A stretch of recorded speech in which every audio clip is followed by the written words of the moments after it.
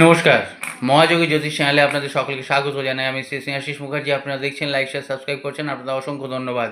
1 তারিখ 1 নভেম্বর দেব উঠনি একাদশী। এই দেব উঠনি একাদশীতে কী করবেন? 5টা কাজ করুন, আপনাদের জীবন আনন্দময় হবে।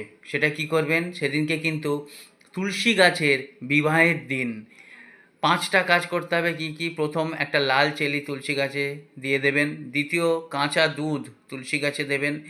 তৃতীয়, হলুদ সুতোয় 9টা গেঁট বেঁধে তুলসী গাছে পরিয়ে দেবেন। 4 নম্বর, লাল রঙের সুতো দিয়ে তুলসী গাছে দেবেন। এবং 5 নম্বর হচ্ছে কি, 5টা পাতা তুলসী গাছ থেকে নিয়ে, তুলসী পাতা নিয়ে ওই গাছ থেকেই কৃষ্ণ ভগবান বা বিষ্ণু ভগবানকে দেবেন।